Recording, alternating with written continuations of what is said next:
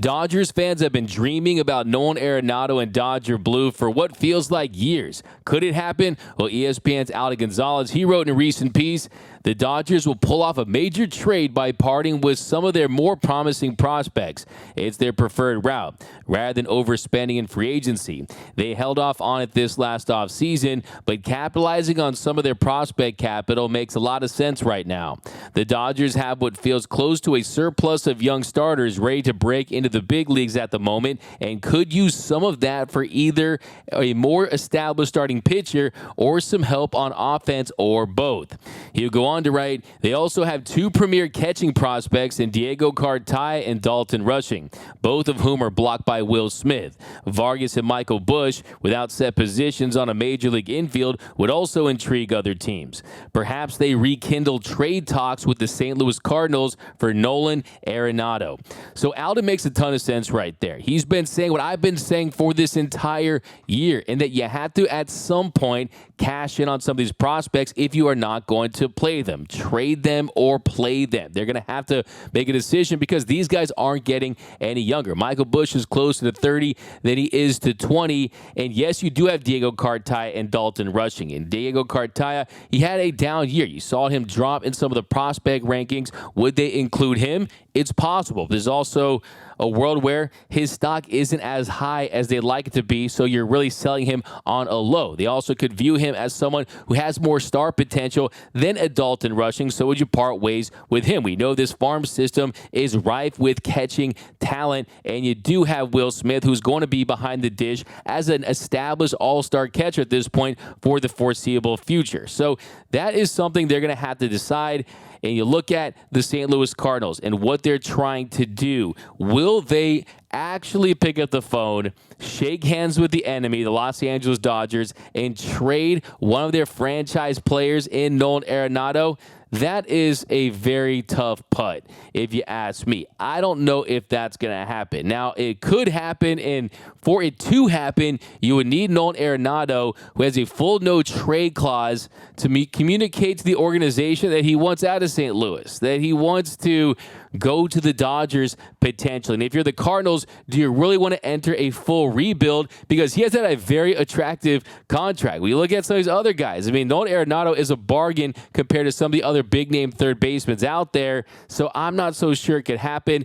If it's a possibility, I would absolutely explore it if I'm the Los Angeles Dodgers. There's no doubt about it. I would feel fine with parting ways with some elite prospects, but this is what we see with the Dodgers. They do their damage in the offseason. They traded for Mookie Betts in the offseason. You landed Freddie Freeman in the offseason after months and months of not signing with the Atlanta Braves. So if you're looking for a blockbuster trade, it's going to happen between now and the start of spring training. You're right, not going to see it, but that is when the Dodgers do their damage. That is when they make their power moves. That's when they got Mookie Betts. But this is the time of year. When the Dodgers make their power moves in the offseason. It could take months. We could see it after Christmas. But when they get Mookie Betts, it was in the offseason. When they get Freddie Freeman, he fell into their lap after the Braves didn't pay him what he wanted in the offseason. So it does feel like to me that, yes, you're going to swing big for Shohei. There's no doubt about that. He's priority number one. But if Nolan Arenado, even for a second, becomes available, I guarantee you Andrew Friedman is going to pick up that phone and contact St. Louis and try to get a deal done because they've had eyes on him for quite some time. Is that a part of the Dodgers process? Because that's an off-season trade. Nolan Arenado is not an in-season trade with that many years left on the deal. Why is that not an in-season trade? Because that takes a lot of planning, right?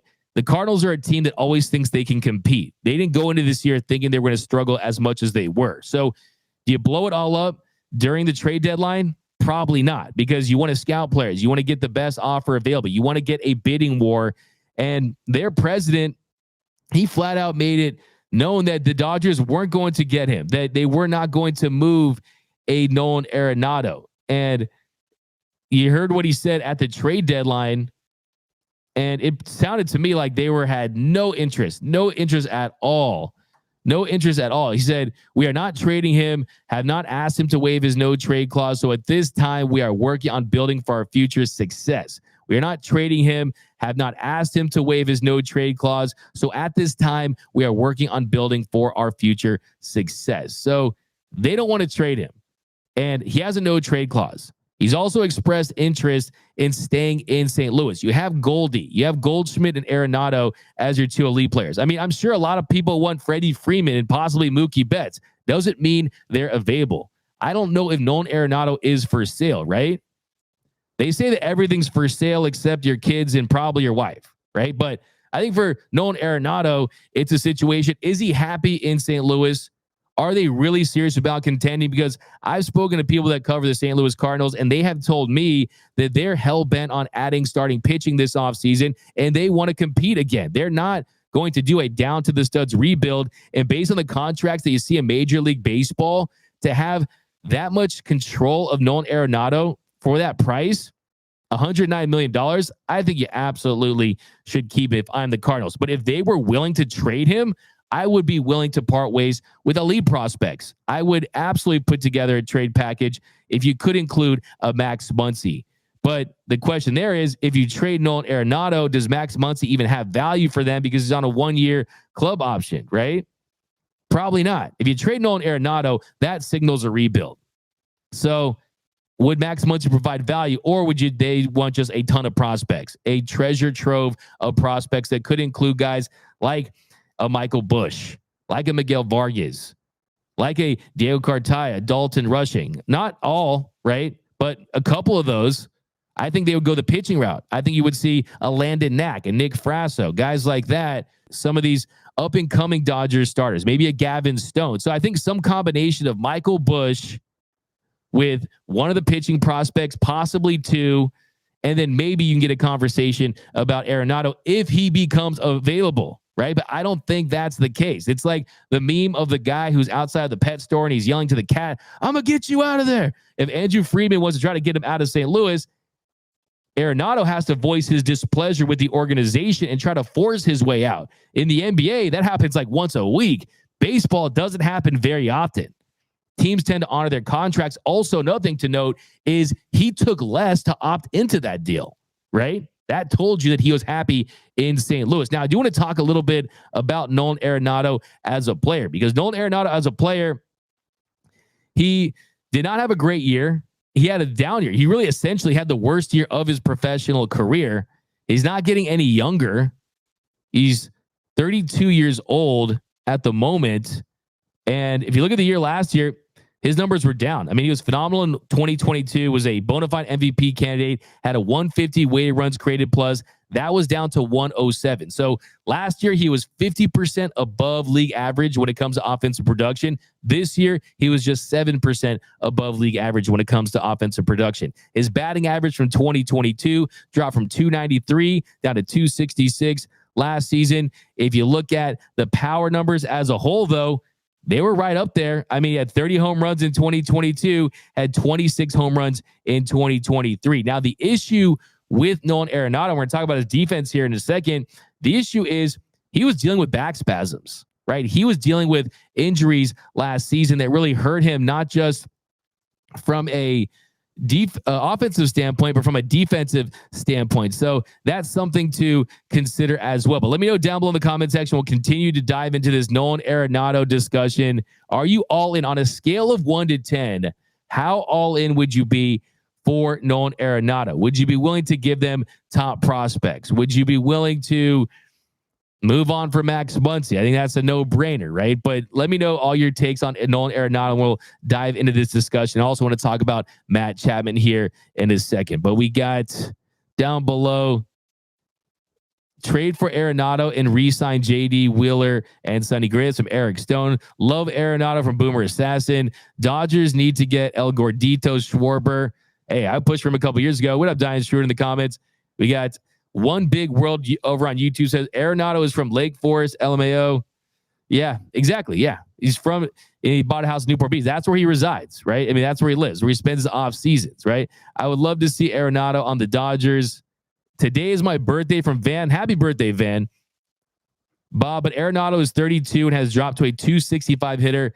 I would want him for his gold glove. That's from Bob Smith. Yeah, that's something really interesting to talk about. Is his Gold Glove, is his defensive ability. Because defensively, like I said, he had his worst year of his career. And it was astonishing to see the drop off defensively, because for the past 10 years, he's been the guy. He's won the Gold Glove. In fact, some facts here for you on his career. I mean, no one, 10 straight, I mean, to think of that success, 10 straight Gold Glove awards for Mr. Nolan Arenado. I mean, that is incredible. I mean, you talk about guys like the greats, like Schmidt. I mean, you're talking about some of the best in the game, and that's where he's at. That's the table that he sits at. So, yeah, he's elite. He's elite. But this year was a different story. This year was a different story for him because of the injury. And what was the injury? Because the injury, really, he was dealing with back spasms. And you looked at the DRS, and you looked at some of the issues that he had last season.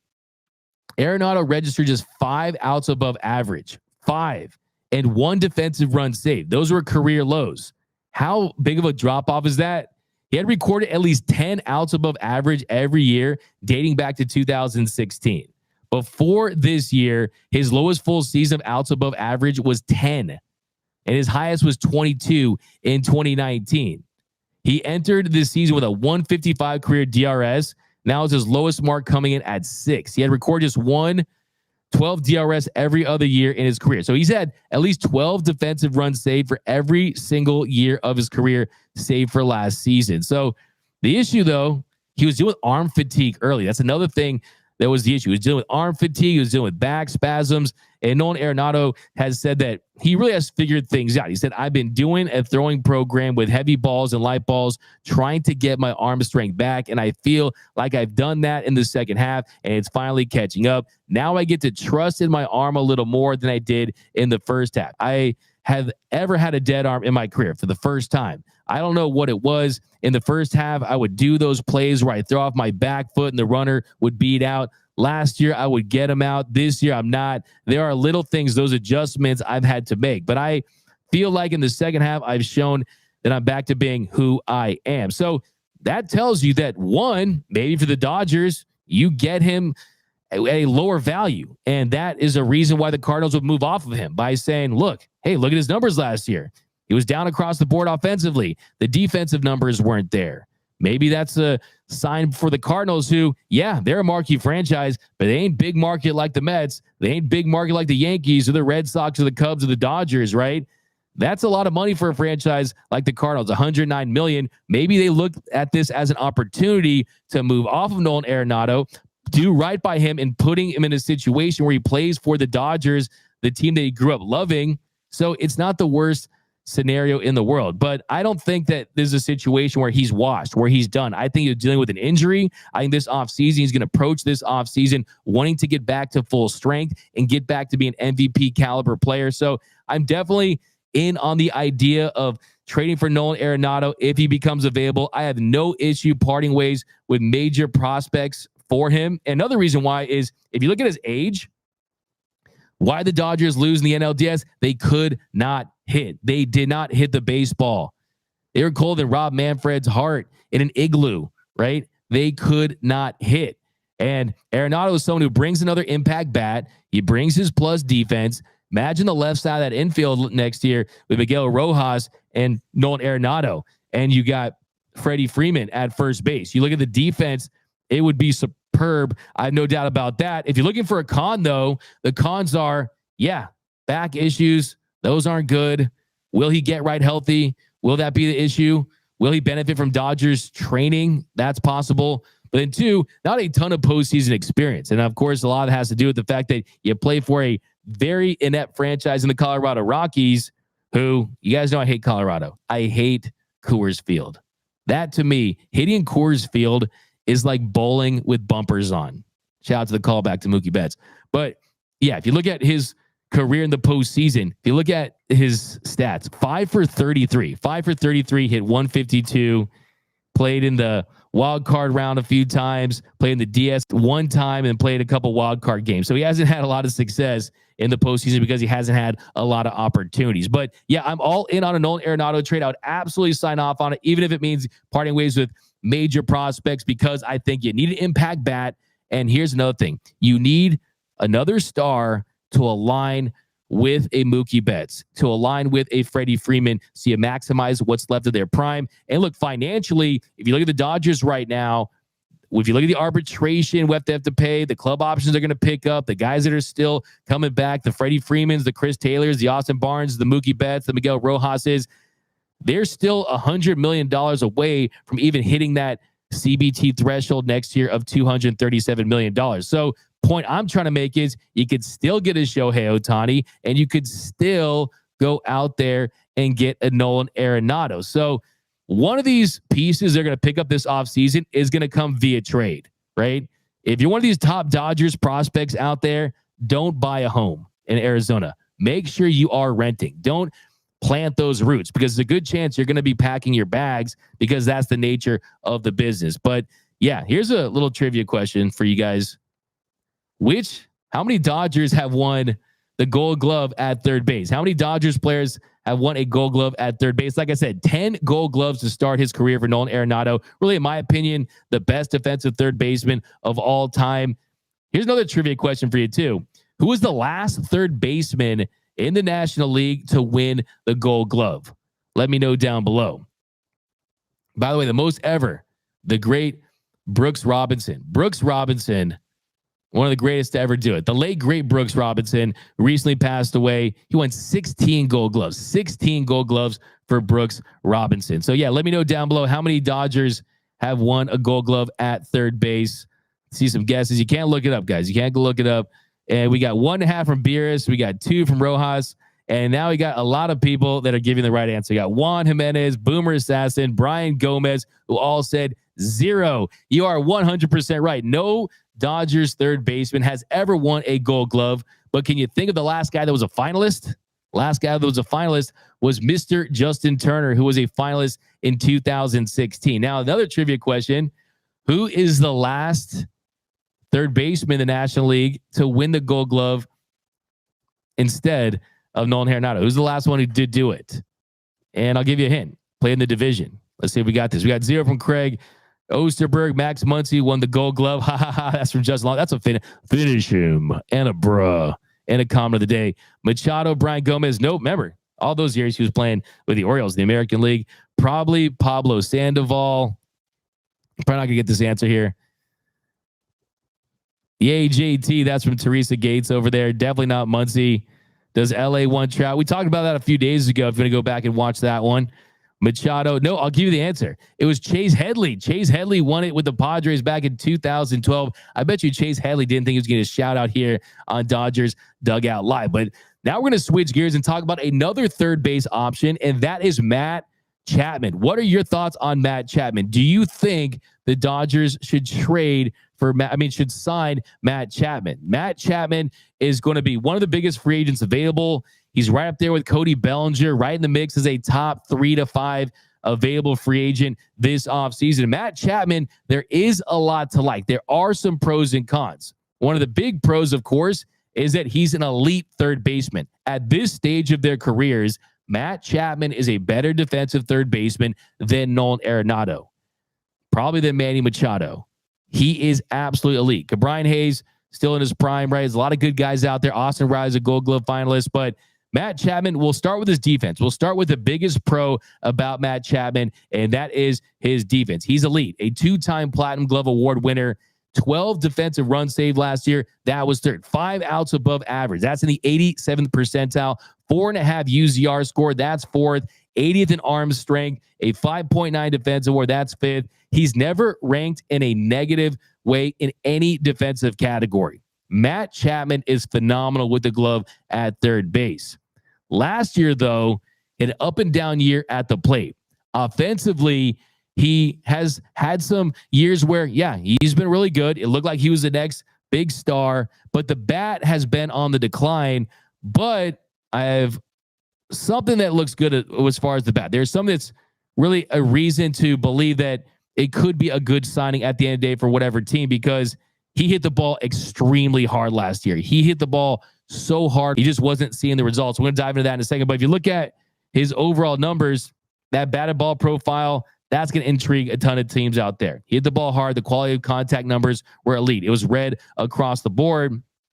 The only issue is second part of the season, he did really struggle. He started the season red hot. He slashed 338, 425, 579. He had 5 home runs in 6 weeks and had 17 doubles. So first 6 weeks of the season, he was phenomenal. He came out of the gates strong. And then from May 1st to the end of the regular season, he hit 205, had 12 home runs, 33 RBI, had a 659 OPS in 113 games. Now, like I said, the defense is still elite. That's what's great about him. And also, there's just not a lot of options out there. It's a market that's very shallow right now. A dried up third base market if you're looking for an elite third baseman. If you look at Rafael Devers, Manny Machado, they signed extensions earlier this year. If you look at Jose Ramirez, the Guardians, they're not looking to trade him, right? Arenado, we don't even know if he's available. Now, like I said, Matt Chapman is someone who has put himself in a great position to get a nice bag. He's north of 30 already, but 17 home runs in 140 games, that really is the issue. The power numbers have gone down. The production at the plate has dipped. 2021 and 2022, the power numbers he could still rely upon. I mean, he saw 27 home runs in each season, but the power numbers this year have gone down. So that's kind of the issue for him. The whiffs have gone up. I look at the contract that he could get. I still anticipate him signing a deal between 130 and 170 million dollars. I still think there are going to be teams out there that are going to pay him. Of course, he is represented by Scott Boras, so that's going to put him in a position to get a nice bag. If you look at Trevor Story signed for 6 years, 140 million. Dansby Swanson, 7 years, 177 million. Both those guys secured deals because you had offensive upside and you had the glove. You had defensive ability. That's what he has. Look at the deal that Chris Bryant signed, 182 million. That was coming off some offensively really, really strong seasons. And Chapman's going to turn down that qualifying offer, even with the way that bat has performed towards the second part of the season and even before that. I still think he's going to get a really nice bag. I think you're going to see a team, like I said, he's going to sign a contract in the range of 130 to 170 million dollars. He's going to be 31 years old. Now, should the Dodgers sign Matt Chapman? That's the question. So I've told you, offensively, still above average. He's still above average, but he's not the impact bat that he once was. And that is the issue. Do you really want to give that kind of money to a guy where his biggest impact is going to be with his glove? Because you look at Max Muncy, $14 million, got you 36 home runs. He got you over 100 RBI. Last year, if you look at his entire year, Chapman, a 240 batting average, 330 on base, 424 slug, had a 110 weighted runs created plus, 17 home runs. Year before that, 27 bombs, a 118 weighted runs created plus. Year before that, 27 home runs and a weighted runs created plus of around 101. So if you get 25 home runs from him, a 115 weighted runs created plus, something like that, and elite defense you can trust, yeah, he'd be cool. I love to have a Matt Chapman, but you look at Max Muncy in comparison, he had a 118 weighted runs created plus, 36 home runs, 105 RBI. So it's kind of just weighing the net benefits of having an elite defender versus Max Muncy, who's literally one of the worst defenders in the sport at his position. There's no denying that. That's not a take. That's a fact. Not hating on Max Muncy. Literally love Max Muncy. He's my guy. But as far as qualified third basemen, when it comes to defense, at the bottom, let's go from the worst to the best. Forget the best. The best is boring. Brian Hayes, Ryan McMahon, Matt Chapman, Austin Riley, Alex Bregman, Manny Machado. Those are the best. The worst, J.D. Davis. Second worst, Rafael Devers when it comes to defensive runs saved. Third worst, Jeimer Candelario. And then 12 out of 15 is Max Muncy. Max Muncy was 12 out of 15 in defensive runs saved. If you look at the defensive WAR, you're talking about Max Muncy at -4. That was second worst. So, yeah, if you want to clean up that position, he hasn't been reliable. Max Muncy has not been reliable at third base. It was a bar of soap season. The baseball was a bar of soap. He just couldn't squeeze it. Fumble out of his hands. He's about as reliable as the ice cream machine at McDonald's, right?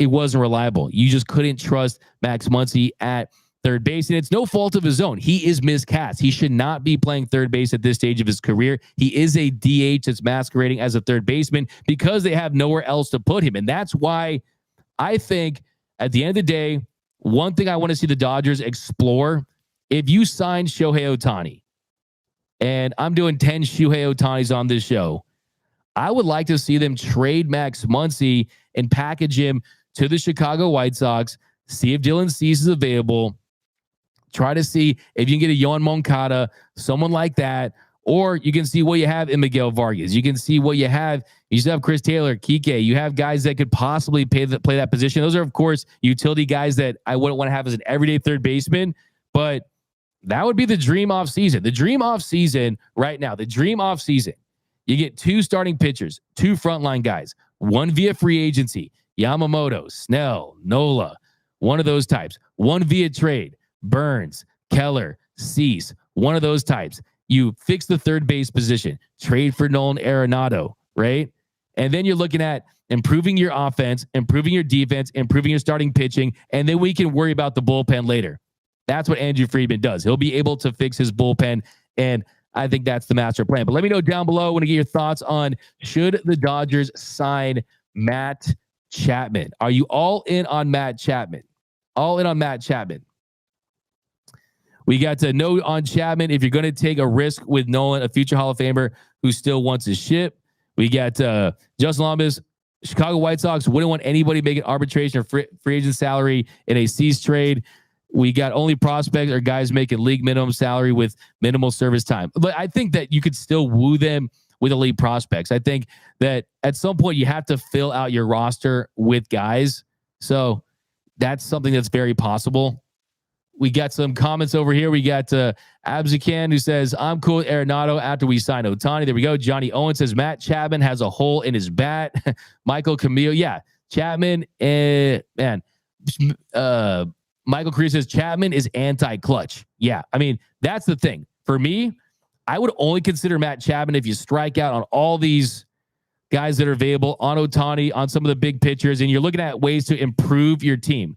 Would Matt Chapman improve your team for next year? He would. Would you like him at $140 million? A guy that probably won't sell jerseys that much, a guy that won't put butts in the seats. He does increase your likelihood of winning. He does raise your floor. He has a very high floor, but the ceiling with the other benefits, does he move the needle from a personality standpoint? Does he shake up your clubhouse? I think the answer is no. He, to me, is only an option if you strike out on some of the other guys, because like Alden pointed out, like I've been saying all offseason, like I was saying all year, you got to trade these prospects at some point. Right now,